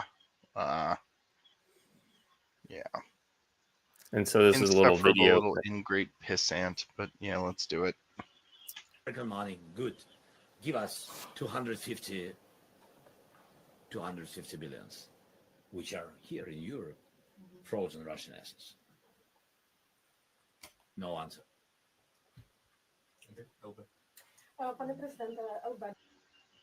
Yeah, just give us all those frozen Russian assets. So basically, just violate every international norm which has ever existed. Yeah, let's completely burn the bridge with Russia in order to help. So you can take that money, steal half, and set the other half on fire. I don't think so. I mean, that's Zelensky in a, I mean, he's desperate. I get it. He's trying to steal as much money as he can before he gets out. But ultimately, I mean, that's who we're faced with. Trump blasts critics of his Ukraine peace initiative, including Zelensky. Questions where hundreds of billions went. Yes, we want to know where it is. We want it fucking back. President Trump and then after him. Oh, yeah. You know what? I wonder. Yeah. This has got all the video. Let's just go straight to the video here. Yep, let's start playing these clips. We're hearing that Russia wants to force Ukraine to hold new elections in order to sign any kind of a peace deal. Is that something that the U.S. would ever support? Well, we have a situation where we haven't had elections in Ukraine, where we have martial law, essentially martial law in Ukraine. So quiet. True. Where the leader in Ukraine, I mean, I hate to say it, but he's down at 4% approval rating. Okay, pause here. So Zelensky says he's at over 50%, and other news agencies have quoted numbers below that, but higher than what the president said. Here's what I think the president is talking about. The president is probably talking about internal polling, probably done by the CIA or some other intelligence agency. And it's probably not, do you approve of Zelensky? It's probably something along the lines, do you think that, Zelensky should stay president, or should they have new elections and have somebody else? You know what I'm saying? It's one of these kind of things. And only 4% say that they absolutely support Zelensky staying in. Well, okay. So I don't think he's lying on the number. I just don't think that we're getting the entire context behind this. And so it's not, I think what he's saying is true. It's just, we're not seeing the whole thing. Go ahead.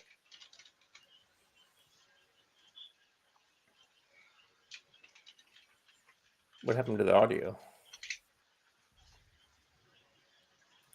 Oh, go ahead. Now play. On their sides, the buildings are collapsed. It looks like a massive a demolition site. The whole, I mean, so many of the cities. I mean, they haven't done it in Kiev because I guess they don't want to shoot too many rockets in there. They've done it 20%, but they haven't done it 100%. If they wanted to do it 100%, it would probably happen very quickly. But you have cities that are absolutely decimated. And yeah, I would say that, you know, when they want a seat at the table, you could say the people have to, wouldn't the people of Ukraine have to say, like, you know, it's been a long time since we've had an election. That's not a Russia thing. That's something coming from me and coming from many other countries also.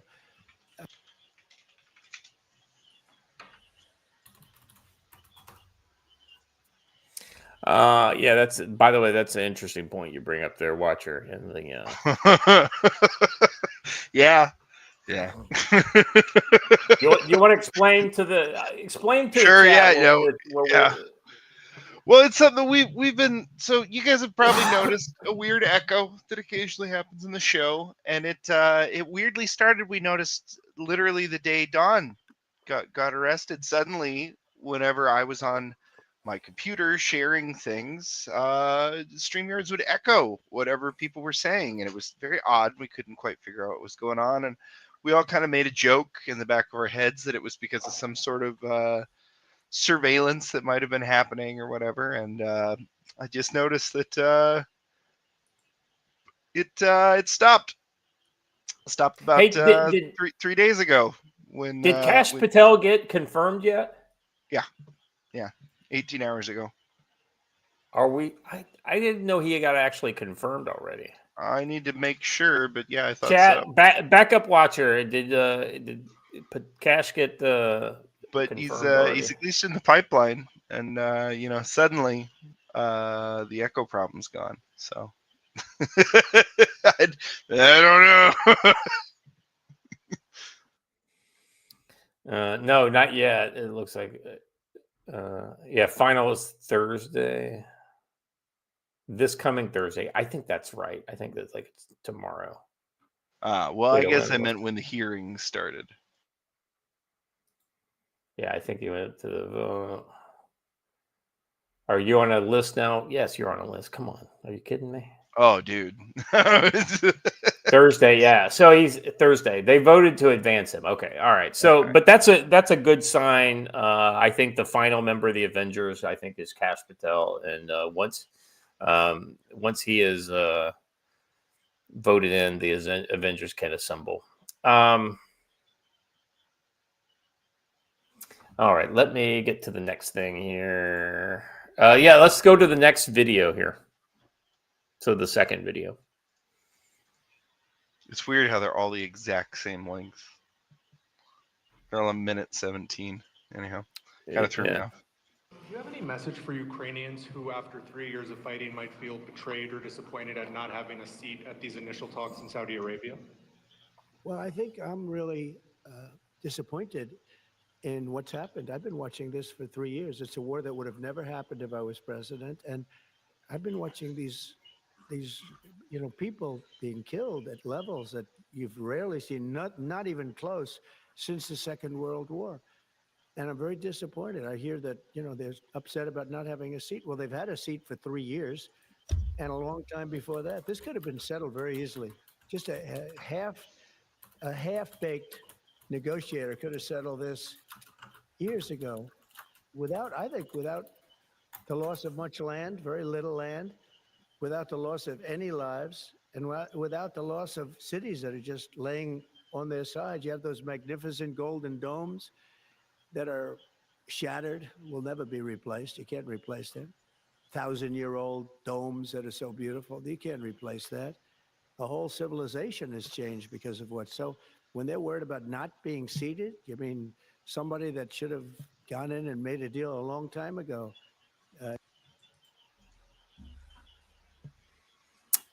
Good point. Good point. All right, we got another one.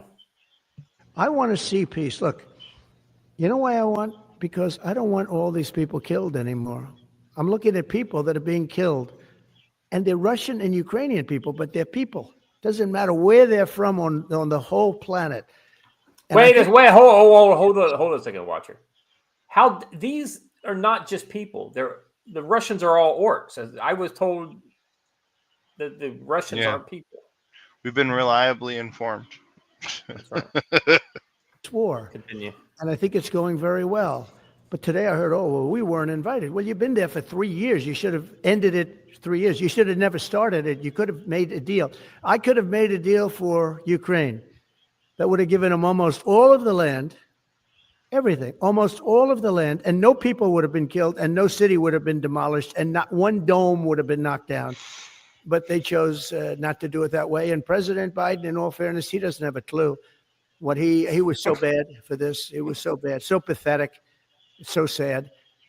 But with all of that being said, look, it is what it is.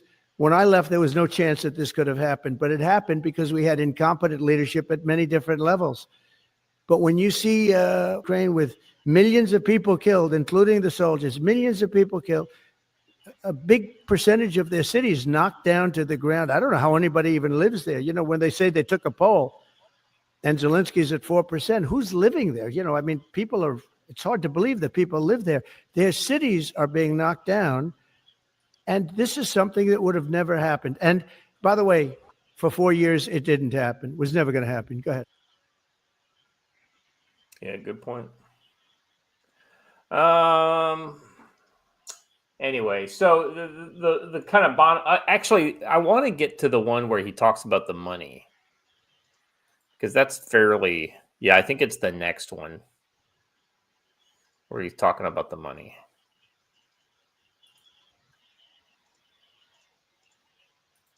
And I think it's going very well. But today I heard, oh, well, we weren't invited. Well, you've been there for 3 years. You should have. No, that's the one you just played. This one. Yeah, that's the one we just watched. You want the next one down. Well, okay. Is that we get? It's 46 seconds. Okay. Yep. Hold on. We gave him. Well, we gave them, I believe, $350 billion. But let's say it's something less than that. But it's a lot, and we have to equalize with Europe because Europe has given a very much smaller percentage than that. I think Europe has given 100 billion, and we've given, let's say, 300 plus. And it's more important for them than it is for us. We have an ocean in between, and they don't. But where is all the money that's been given? Where is it going? And I've never seen an accounting of it. We give hundreds of billions of dollars. I don't see any accounting. So I want to see peace. Look, you know why because I don't want all these people killed anymore. I'm looking at people that we gave him. Well, we gave them, I believe, $350 billion. But let's say it's something less than that. But it's a lot. And we have to equalize with Europe because Europe has given a very much smaller percentage than that. I think Europe has given 100 billion, and we've given, let's say, 300 plus. And it's more important for them than it is for us. We have an ocean in between. I think we're replaying.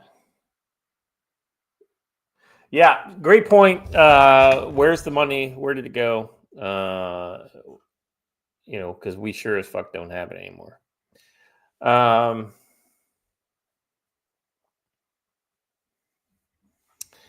Yeah, and Zelensky's pissed off at Trump. He's declared that he's canceling his scheduled trip to,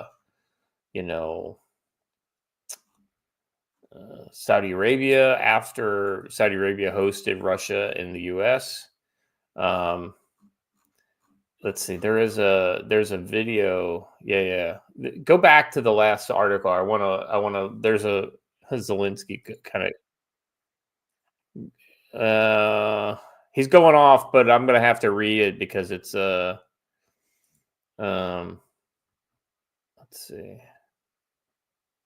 Well, here I'll just read what it says here. He says, "I will not be traveling to Saudi Arabia tomorrow. We postponed our visit.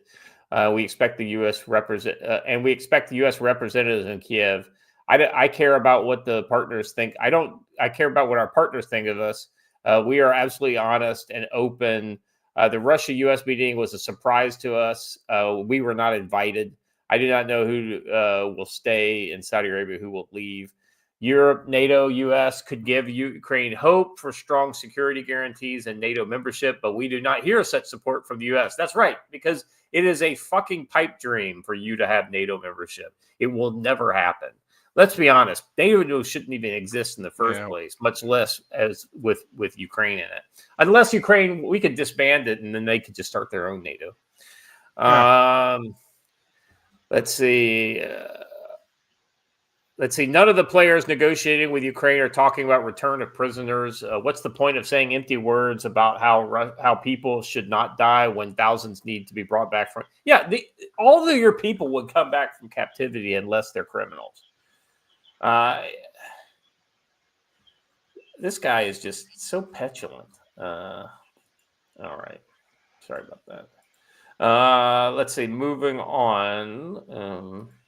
Poland's security chief. This is interesting, right? So one of the things that Zelensky has said is that they needs 100,000 troops in order to kind of, and Trump has said that absolutely not. We will not put any U.S. boots on the ground to be part of this, right?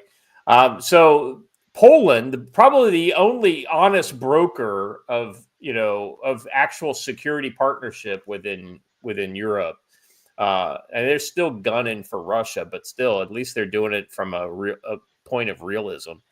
Poland's security chief shares some interesting insight about Ukraine's conflict endgame. He said nobody in Europe knows that Trump's plan actually is. They're unable to assemble the approximately 100,000 troops that a prolonged peacekeeping mission would require. Yeah, they don't have the fucking troops to do this. They don't have the equipment. They don't have it. They're not ready. I mean, they're all fucked up. And Poland still remains reluctant to participate in any such mission, even if it's heavily pressured to do so. Yeah, because Poland is worried about their own fucking border with Belarus and Russia. They don't need to worry about Ukraine's border. I think there's plenty of Spanish and French and German and all these other countries' troops that could go there. Denmark's troops. We'll be talking about that in a second. He assessed that Europe as a whole doesn't have 100,000 troops ready that would be required for patrolling over 1,000-kilometer front for a decade. That he expects such a mission to last at a minimum. We tried to ask the American side such a question about their negotiation strategy because we are interested in what types of instruments they would like to use to convince Putin to adopt such and such solution and not others, but no specifics were given. Another point, shocking, because we might think that somebody in Poland might leak something to Russia. Oh my God. Let's say another point is that top security officials made that outgoing President Duda tried to convey in a very clear way how Poland perceives Russian issues, that Russia cannot be trusted. But he didn't say whether he thought that Hegseth would listen to the Polish leader had to say. Lukowski continued by claiming that Russia would attack Poland at any moment, but said that he doesn't believe the U.S. would betray Poland, even if it happens. Russia's not going to attack Poland. Trust me. They're not going to attack Poland. I mean, look what they did. Look what happened when they attacked Ukraine. I mean, let's be honest. Ukraine was not Delta Force, and they were able to give Russia the what for, even before they had NATO weapons. But Poland has a very, very professional, modern military. Poland probably has the best military in Europe, bar none today. Even so, he warned Poland still needs 3 years to have the capabilities to effectively resist and deter a potential adversary from attacking our country. Likely in a nod to the East Shield part of the Eastern European defense line, this country is building along its borders. I mean, here's the thing. Poland is actually investing in their defense, like a true partner should, but they're about the only ones. I think they're over 5% of GDP for defense. The top takeaway from this interview was his admission that Poland failed to produce its own ammo. He said it's bad in many areas. We don't have independence. It's a classic situation where that we observe in Ukraine, and a lesson that needs to be learned. We do not have our own potential guaranteed supplies. Others will decide on the pace and manner of conducting war. Yeah, this is one of the things that Poland has recognized early on, is that they need their own defense industrial base. A great example are these K2 Panther tanks, the the Korean tanks that they're buying. The first like 190 are going to be built in Korea, but Korea has agreed to build a factory for these tanks in Poland so that Poland can be self-sufficient in its own kind of defense production. So it sounds like they're very aware of this. And this is one of the reasons why they're actually a good partner, despite the absolute insanity of some of their civilian political leaders. All right. Let's jump into our last story here of the day. This is, I almost was like, this has got to be a fucking joke. All right. Good news. Denmark set to announce massive rearmament plans. So 3 years of war with Russia doesn't do it. Trump mentions Greenland, and all of a sudden Denmark saying they're tooling up to fight Russia. Danish Prime Minister said her government would announce plans on Wednesday for a massive rearming of Denmark's military due to growing threat posed by Russia. Yeah, right. We're going to station them all in Greenland. We must upgrade massively to protect Denmark, and we must massively rearm massively to avoid war. You mean, watching this sounds like she's adopting Trump's call of peace through strength. Well, yes. I mean, it's one of those things, right? His call, what he's doing either ensures that we manage it, which means that it gets taken care of, or that whoever is managing it is tough enough that they can fend us off, right? Yeah. She did not disclose any sums, but according to Danish public broadcasters, the government expected to announce the creation of a 50 billion kroner or $7 billion fund for additional defense spending in 2025 and 26. The government had considered doubling the size of the fund, but determined that there was currently not enough defense equipment on offer. This is what I think is interesting. Ukraine is literally, between Ukraine rearming, Poland increasing, Germany, a lot of these countries have decided they need to get back in the weapons game.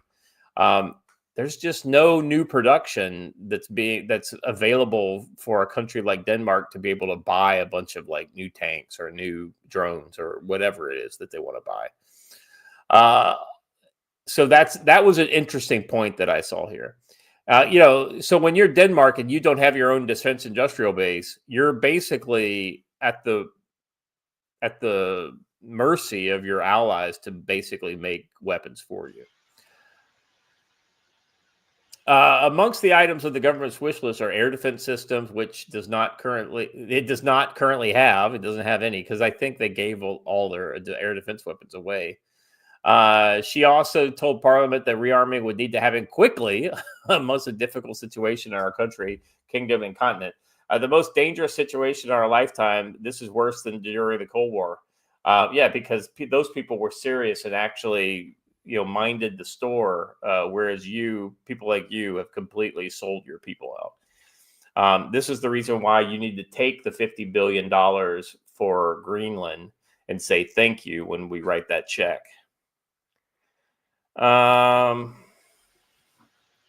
I don't think they're going to stop in Ukraine, she told reporters. She warned the U.S. against attempts to agree on a fast ceasefire that would give Russia a chance to mobilize again, attack Ukraine or another country in Europe. Let me tell you, Russia has no appetite for further warfare once they turn this war off. They're going to have to. They've lost enough of their military age men to where they need probably a good 10 years to replenish the supplies. U.S. President Donald Trump has demanded that NATO allies more than double their defense spending. Should Danish fund size can be confirmed at 50 billion kroner, that would bring Denmark's defense spending to 3% of its gross GDP. It needs to be like 5%, but 3% is better. The United States currently spends about 3.4% of GDP on defense. And we have the world's largest military. And we probably don't need to spend that much, if I'm honest. I can't wait for Doge to get their claws into the Pentagon.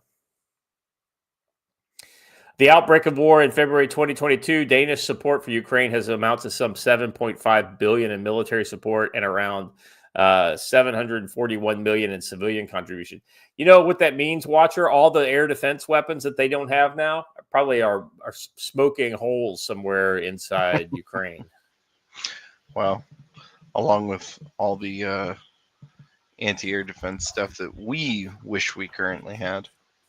Well, we're in a lot better position than most other countries. Certainly, but still not anywhere near where we need to be. Sure, yeah, air defense, arsenal probably needs to be twice what it is right now, and we also need to be looking at systems that use cheaper missile systems. Because these Patriots are like 1 to 5 million pop. So agreed. And they can only make them so fast. So even if you shoot your whole wad off, then it takes a couple months before you're able to rearm. So you're SOL at that point. Doge is at KSC now auditing NASA. Yeah, makes sense. All right, Watcher, that's all I got for today. Anything else from you? Yeah, I've got one little bit. Got a little bit of an update. Give me just a second. I need the appropriate meme effect. But it's good news. There we go. Yeah, I'll take that one.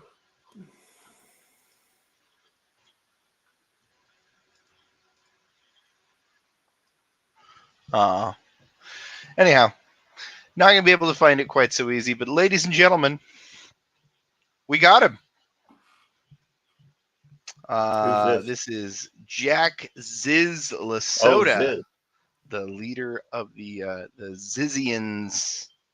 Oh yeah, the Trantifa terror cult, the trans sex cult. Yeah. So I believe all of the remaining Ziz members were rolled up in this, but I'm here and we have super chats, and also I'm being requested to do a chicken update. Yeah, I've got, let's see, we've got PhD's helicopters for $5 says after the end of the 2024 RNC and now this detente with Russia, we are officially in the sum of all fears timeline. Prophecy, Clancy, Oh man. U.S. is the only thing really keeping NATO alive. I mean, I'll be honest with you. Russia scared the shit out of NATO. I worked in NATO, in Turkey, and I'm here to tell you that those people, they were happy to have Uncle Sam at their back. That's for damn sure. Well, the U.S. is NATO. The EU army is a pet project, wet dream. Yeah, it's never going to happen. It's just not going to happen. Yeah.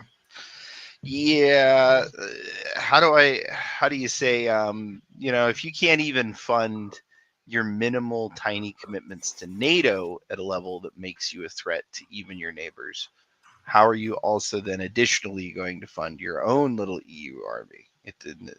None of this adds up. Yeah. All right. Anything else, Watcher? Yeah. Keep an eye southerly. Get to know your neighbors real well. I would say that if things are really looking at kicking off south of the border the way they look like they're going to, it could, shall we say, devolve quickly, and those relationships could be very necessary, particularly those of you who live down near Juan Gringo's way, near the border. So it's going to be interesting. Watcher, that's all I've got. So let's close up shop here today. Thank you, Joe and Matt, for popping in earlier. Watcher, as always, I appreciate you. Chat, you guys were killing it today. Thank you for the super chats. That's the best way to support the channel, right there at the super chats. If otherwise, memberships is also good. So if you're not a member, consider joining. If you haven't done already, please like and subscribe. Tell people about all the great shit we talk about here on the channel. Because people will actually. Oh, hold on a second. I just saw your thing. Let me check PayPal. Give me a second.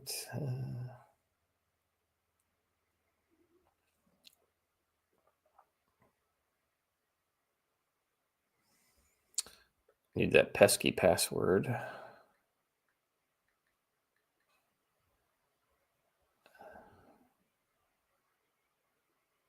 While you're doing that, fun little bit of breaking news. Breaking! 7 Chilean nationals have been charged with breaking into and stealing property worth more than $2 million from several professional athletes' homes, including Patrick Mahomes, Travis Kelce, and Joe Burrow. Hey, Declare says, say hello to the X chat. Also, if the U.S. invades Scotland, can we get guns? Yeah, absolutely, brother. Yes. We will be. We'll have a Palmetto State Armory shipments being mainlined right into probably like a Dundee or. Like, all I'm saying is that everybody else, their mother is asking to become part of Idaho. Scotland, have your application in. We'll see what we can do. Yeah. I think we got to figure out you got to figure out your whole welfare state before we bring you into the union. Maybe as a territory, I could see that happening, but. You already. I mean, you basically a territory would be great for Scotland because they've already got their whole autonomous deal going on, which is part of being like a territory or a state of the U.S. But you're not responsible. Let's be honest. So you can't be given any kind of access to anything more than just symbolic representation. Yeah. PSA doesn't sheep to the liberal area. Well, I mean, we would get them to ship. Those would be shipments coming from Commando 13 into parts unknown of Scotland. So kind of like what happened. Kind of like what happened with the Provos were doing into Northern Ireland back during the Troubles. Just one last bit of fun little breaking news. Apparently, Mexico is threatening to sue Google over the Gulf of America naming dispute. Yeah, okay. Sounds good. I hope they do it. All right, guys. That's all we got today. Appreciate you for being here. And as always, stay safe.